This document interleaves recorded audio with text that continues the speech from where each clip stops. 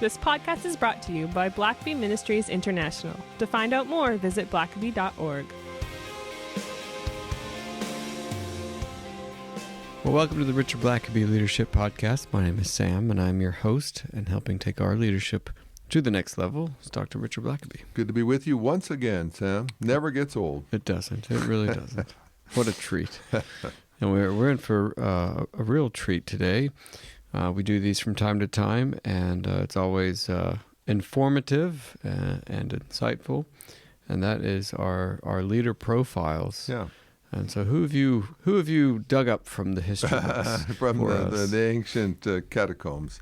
We a couple of weeks ago we looked at Henry V, English king that was one of the better ones, and I thought that we would go back, but it's interesting because for English historians they see Henry V as one of the better ones, and that was quite successful. Actually, basically conquered France and became king of France and king of England, which is quite a feat. But I wanted us to look at a different age and different set of rulers, and that is I wanted to look at the Roman Emperor Trajan today.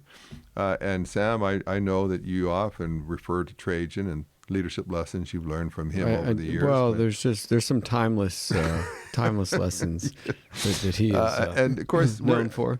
Trajan's probably not one of the emperors that we know of as much. Some are so notorious. Of course, you've got Julius Caesar, who technically is not a Roman emperor, but he paves the way for them. And then his adopted nephew Octavius, who becomes Augustus, becomes technically the first Roman emperor. Mm-hmm. And then there's just a number along that line. You've got Tiberius, who comes after Augustus, and he's kind of a brooding, antisocial guy with lots of issues, and he's the one that will be ruling during much of Jesus's life. And that he is the emperor at that time, and then you've got a couple others at that time, like Claudius. He's actually kind of considered to be somehow mentally deficient. He was kind of almost a clown. He was kept in seclusion, but he ultimately becomes the emperor. And then he gets, many people feel like he gets poisoned, assassinated by Nero. I think Caligula's in there too, but Nero is adopted. His mother marries Claudius, and so Nero becomes this egotistical, kind of neurotic, immoral, hedonistic emperor that during his life, the Apostle Paul, Peter, probably both of them are going to be executed under his rule. And so Nero is so bad, and people turn against him, so that eventually there's an armed insurrection. And so there's a couple of different people that all begin to vie to take over for Nero. Nero, as an army is marching toward Rome to capture him, he ultimately commits suicide. There's some debate. He's pleading with people to kill him because he didn't have the nerve to kill himself, but he knew he needed to die. He'd rather die at his own hands than at his enemy's hands, but he dies a very tragic, ignoble sort of death. And then there's a period of time where several people kind of battle it out to who's going to take Nero's place. It's called even like the period of three emperors, where in kind of a rapid succession there's a lot of turmoil. But under Nero, while Nero is ruling, some of the Judean wars take place, where the uprising of the Zealots and ultimately Messiah, where Jerusalem's going to be destroyed and so on. And so Nero eventually assigns a general to go over to Israel area and to subdue it, and he sends Vespasian, who's a trusted general, and so Vespasian and he brings his son Titus with him, and so they conquer the land, and ultimately develop a strong army over there. Vespasian's a good general. Titus, his son, is good at leading. Titus apparently is the one that ultimately will bring down Jerusalem and capture it and so on. And so eventually Vespasian comes back with his army and kind of settles all the problems in Rome, and he takes over as the emperor and finally brings peace. The fighting's over. He's the last man standing with all the different conflicts, and so Vespasian takes over. But Vespasian had one of his lieutenants, one of his trusted officers, is actually Trajan's father. And so Trajan's father actually was, it looks like he's probably was raised or lived in what would be Spain. And so Trajan's family's not, they haven't been like a royal family, like an aristocratic family in Rome for generations, like some of the other old families. They actually kind of grew up out in the frontier in Spain. But through just some fortune and good hard work, his father ingratiates himself to Vespasian. And so Vespasian likes this man and wants to honor him. And so he actually makes him a consul eventually, which is, he probably may have been the first person born in one of the provinces like Spain that will rise all the way to be a consul in Rome. But and so because his father is a very good administrator, he's a good officer in the army, he's very loyal to Vespasian, it opens doors for his son. And his son is being raised in, again, kind of the royal nursery, if you will, where Vespasian has a son, Titus, that is now a young adult, and he's ruling. He's an officer and so on in the army, but he has a younger son, Domitian, and Domitian is just a strange kind of person. He's not very likable, brooding.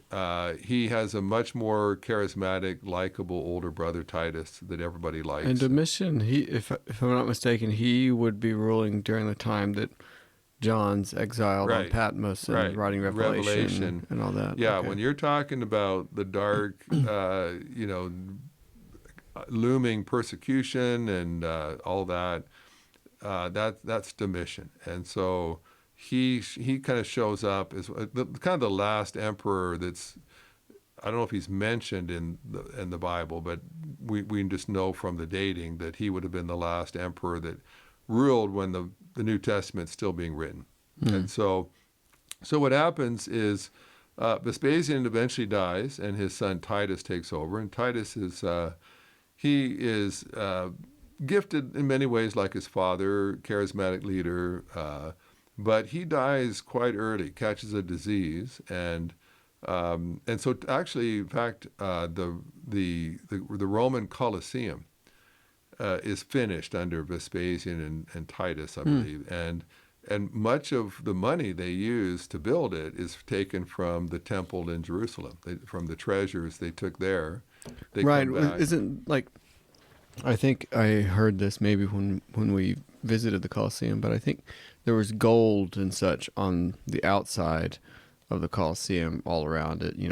Particular, ornamental things, and I think some of that gold was just melted down from gold that came from the temple, I think. The temple had a lot of money in it because Jews all over the world would pay a yearly offering, and there was all kinds of money collected. And so, they just took caravan loads of money back and used a lot of it to build it, finish that Colosseum and so on. So when you think about the fall of Jerusalem and the destruction of the temple, and then you see the Roman Colosseum, you kind of see where that went. And so, but Titus dies fairly early, and so he's still a relatively young man.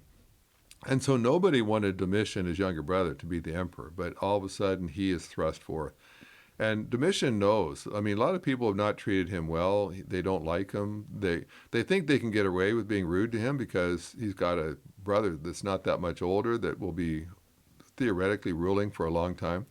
And then all of a sudden, Domitian is the Yeah. emperor, and Titus doesn't leave a son or somebody to take his place. And so Domitian is he's brooding, he's distrusting, he doesn't like people. Domitian's the kind of guy that if he had to come to a royal dinner or something like that, a state dinner, he wouldn't eat hardly a thing there, and then he would just go back to his place and eat there. And he didn't trust really to eat food given in just normal settings like that, and he'd rather be alone. He'd rather go walk alone, be alone, than to be with people. And so he does a lot of different things that become very unpopular. He was a very unpopular emperor, and some of that also is because he's ultimately going to be murdered, and like a lot of the emperors were. It's interesting because those emperors were so powerful in so many ways, and yet so many of them died unnatural deaths. Yeah. You just go down the line, and it seems like most of them did not die normal deaths. And so, Yeah. It seemed that emperor was not a job you typically retired from. no, you were retired from it, but Yeah. not of your own choice.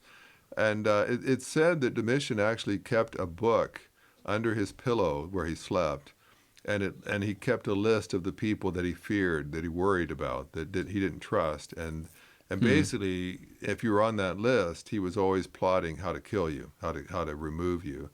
And apparently, at one point, his wife found the book and discovered that a lot of his household servants, the people that were around him all the time, and I think maybe even his wife, their names were all in the book. And so if you found your name in the book, you knew that your days were numbered. And so his own household staff ultimately rise up against him and stab him to death, and he dies. And so it looks like there's a lot of secrets kept, and there's a lot of speculation. This is a long time ago, so Yeah. first century, and so they're not. But it appears as if, and they never really implicated any senators, any people in government like that. But it just appears by the way that they very quickly bring forth a replacement, and the Senate all finds in favor that probably it was pretty widespread conspiracy to get rid of this very unpopular emperor. And so a man by the name of Nerva is made emperor. He's already about 62 or 63 years old, and he's not a very dynamic person. He's just kind of considered a safe person that is not going to be harsh. They don't think he's going to murder a bunch of people in the wake of his coming to power. And so he immediately releases, kind of lessens a lot of the restrictions that Domitian had. Domitian was hunting down various people and executing and exiling people that he was upset with, and so Nerva kind of stops a lot of that, and he gives a lot of freedom again. And of course, it would be kind of like living under a dictator. You didn't want to say anything in public, because if you got in Domitian's little book, if he didn't like you, then you're in big trouble. And so you just didn't speak out freely. You were always living in fear. And so Nerva comes and says, hey, you don't need to worry about that anymore. Things are good now, and there's freedom once again. But unfortunately, there's some folks that take that too far. And of course, that's always an issue in leadership. And of course, Machiavelli is the one who posed the question, is it better to be loved or feared? And everybody feared Domitian. No one loved him. But Nerva comes back and he's going to be the nice guy that everybody's going to love. Yeah. And so one day the Praetorian Guard, which was the royal bodyguard of the emperor, about 5,000 soldiers. You couldn't bring an army into Rome. It wasn't legal to do that, because you didn't want generals to just march in with their army and take over the government. So you couldn't do that. The only soldiers allowed in Rome was the Praetorian Guard, which was the bodyguard. But it's about 5,000. It was a small army, and you paid the Praetorian Guard much better than you paid a normal soldier. And so it was quite a prestigious job, kind of the elite troops. And so you wanted to make sure if the Praetorian Guard was loyal to you, you slept better at night if you were the emperor. And so Yeah. the Praetorian Guard actually barges into Nerva's palace, and they basically take over, and they arrest the people who killed Domitian, and they kill them, and they just basically embarrass Nerva and disrespect him and just kind of tell him how it's going to be. And so Nerva realizes, okay, the army doesn't really respect me, and they don't fear me. I've been too nice to them, and so he has to just kind of be a little bit more political and astute to figure out, how do I kind of gain control and not let the Praetorian Guard just run the country. And so he decides to adopt Trajan. And I don't know that Nerva had any sons of his own, but he decides to adopt Trajan, which makes him his personal heir. And you can't really, in that time, you couldn't just sort of say, okay, he'll be the next emperor. All Nerva could do was say, he'll take over my estate. I'll hand him my wealth and all my stuff. But technically, the Senate would have to approve Trajan. But when Nerva dies, Trajan had served for years in the army. He had been a governor. He had kind of gone through the ranks. He was a man that the army respected. He was good with people. And so very quickly, the Senate, the army, everybody embraces Trajan. They're all happy to have Trajan be the emperor. And so it's a very smooth transition. But Trajan, much like when we talked about Henry V, he's watched the chaos that has taken place before. He's watched when Domitian was too tight-fisted and dictatorial, and people didn't like him, and they ultimately killed him. And then they saw Nerva trying to be a nice guy, and he was taken advantage of. And so Trajan's, again, he's mature. He's paid his dues. He's been paying attention.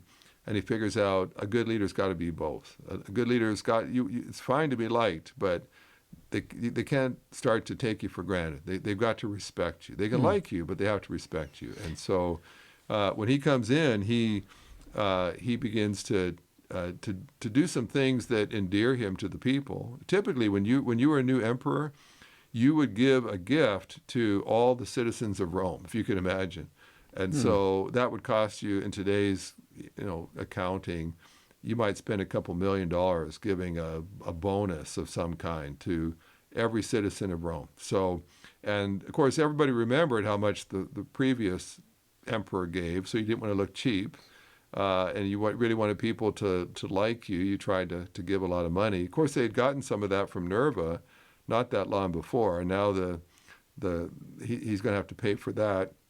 And then you would do things like you would have games. You would sponsor maybe gladiatorial games in the Colosseum, and they'd be free for all the citizens. And so this is great. The new emperor came in. It's like saying, I got 10 free movie passes today, by the new president gave all these freebies and gave everybody a $1,000 check to every household. And okay, it's great. We got a new leader.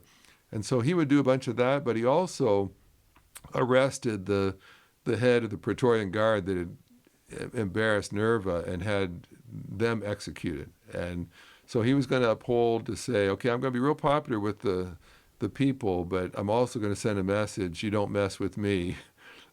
You don't come threatening me. You're the one that's going to pay the price. And so early on, he starts to do some things, and on one hand, to win the favor of the masses, but also to let people know you don't take me lightly, don't take me for granted. I know what I'm doing. Well, that's a good setting of the stage here for the sort of leader that Trajan's going to be, and we'll dive in when we come back. Mark your calendars for May 15th to 17th, 2024. Richard is going to be at the Cove at the Billy Graham Training Center outside of Asheville, North Carolina.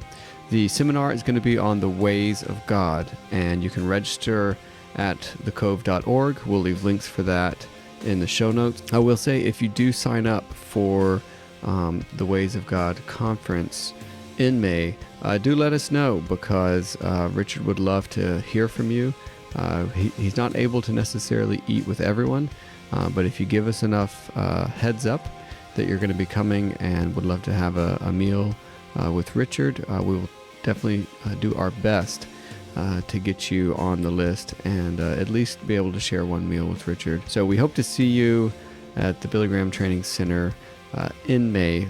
Links to all of that will be in the show notes.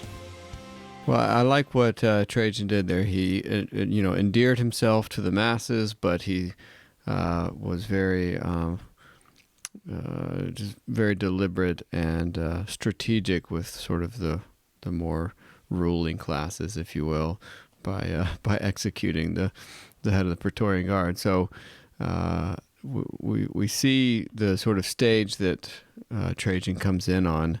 What are some things that he did while he was in control?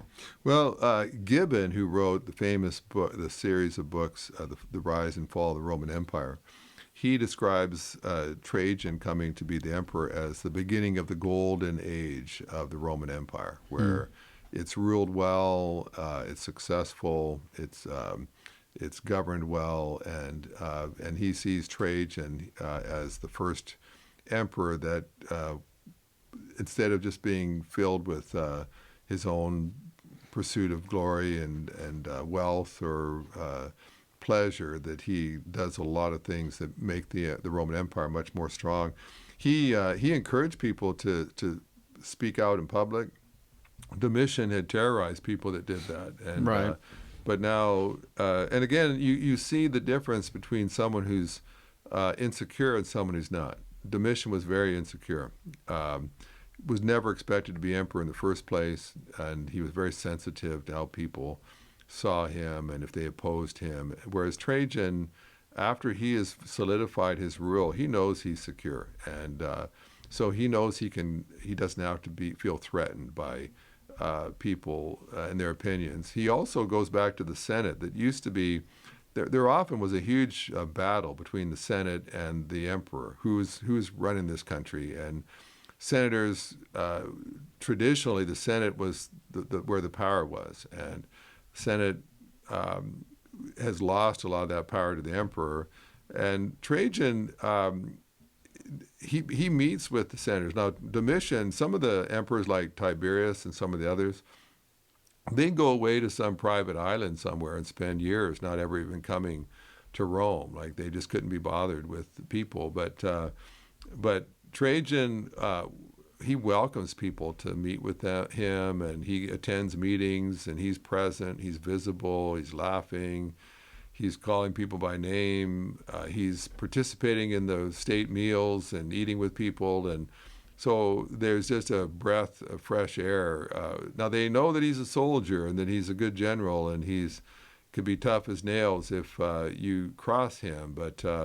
But as a loyal Roman citizen, you came to like him, and he did a number of things that endeared him. He did a number of things that just made Rome better. He tried to really secure the corn for food, basically, making sure there's going to be enough food for the citizens. Of course, that's going to help the poor people. The rich people could buy food in different places, but he makes sure there's enough water. He builds an aqueduct. He makes sure that basically, if he handles all the kind of important things that need to happen. So if there's a famine, if there's a drought or something, that the people aren't going to suffer.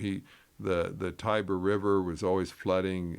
He's going to build some levees and things to make sure that Rome doesn't get flooded anymore. And he builds a lot of buildings. He finishes up a lot of buildings that maybe Domitian started, but it's just everywhere you go in Rome and around the empire, you're finding buildings that were built by Trajan, and so you just feel better. And of course, it's a kind of a way of self-promotion. He doesn't name all the buildings after himself, but he'll take credit for them. And also it's interesting, back in that day, a lot of the written documents don't exist anymore, but a lot of the coins do. And if you watch, whenever he mints new coins, it's propaganda. And he kind of identifies himself with Hercules, with Zeus, Zeus is kind of his main god, which of course is the head god, and so he goes right to the top. And so he's constantly finding ways to kind of promote himself as a benevolent dictator, essentially. And the author of this book says ultimately that he may have been more of a dictator than Domitian was. It's just that he was a benevolent dictator, and you didn't mind letting him control things as much because he didn't have to rule with. He ruled with a firm hand, but not terror, not fear. And so one of the things he also does is that he goes around under Nerva, being a nice guy. A bunch of bad government officials came in that were lazy, that were corrupt, and he kind of just didn't want to. He kind of gave in to people who pushed their way in, or they had friends in high places. Trajan goes around and starts removing all those people and puts in good leaders and administrators that are efficient, that are reliable, that do a good job. And so a lot of the provinces start to prosper as well, and Rome begins to experience a lot of prosperity. And yet he also develops a bureaucracy where people answer directly to him. They don't answer to the Senate. They don't answer to other officials. He has very efficient, good administrators who all answer to him. And so that's why the author says, ultimately, at the end of the day, he ruled Rome with a much tighter control, with really good leaders than had been ruled before. But he typically had good people that did a good job. They weren't corrupt. They weren't in it to just see how much money they could siphon off from the public purse, but they were administering their territories well and profiting Rome. And so people sort of let it go because, hey, taxes are down, we have peace, there's lots of food, there's lots of gladiatorial games going on in the Colosseum. So who cares if Trajan has more control than any emperor before? Yeah. And so he does a few other things.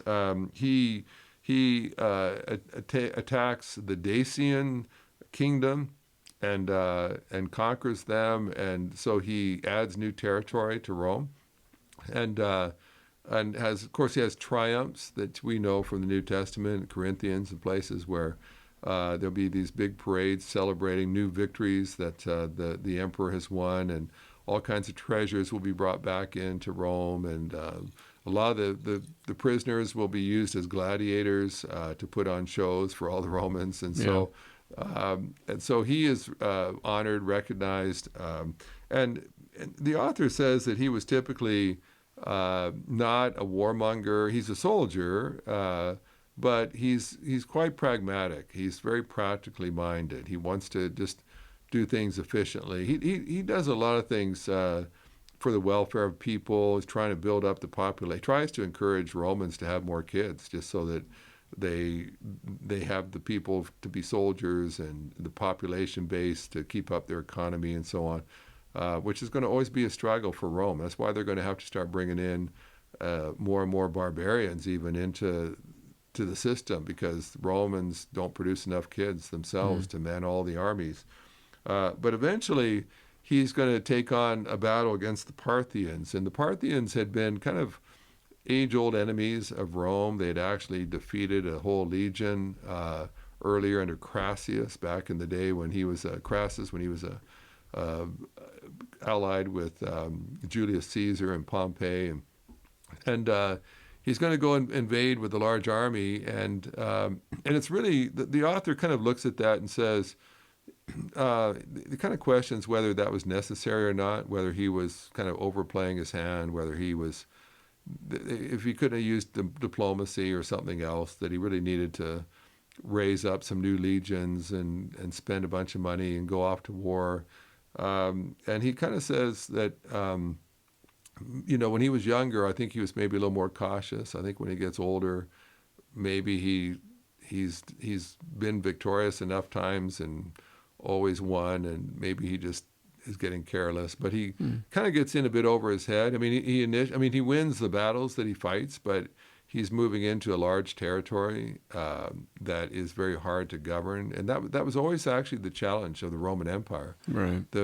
Augustus and people even in the early days, they question, like, how big of an empire can we manage? I mean, we can keep conquering more lands, but then we've got to occupy them. We've got to govern them. We've got to fight off insurrections there and invasions. And where do you want to draw the line and say, here's any empire any bigger than this, and it's just too expensive. It takes too big of an army you got to pay for the army. And so he probably overextends the empire just a little bit. And interestingly, they get to winter, and so he winters in Antioch, which we know from the New Testament.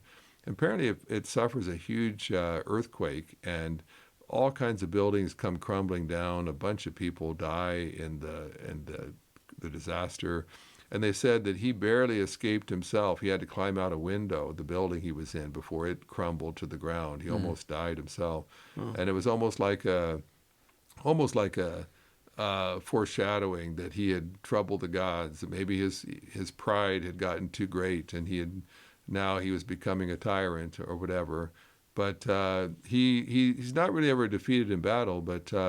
But he's another one of these who starts to get sick, and it could have been that he's getting older now.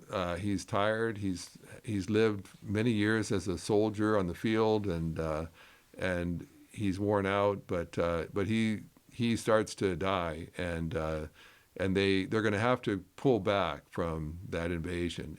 But he's actually set up his successor. Hadrian is going to be his successor. We kind of know Hadrian from the Hadrian's Wall in Great Britain, where he basically had to sort of draw a line and say, we're not going to try to conquer all of Britain. It's too big. It's too much. We'll draw a line here and keep the barbarians on that side.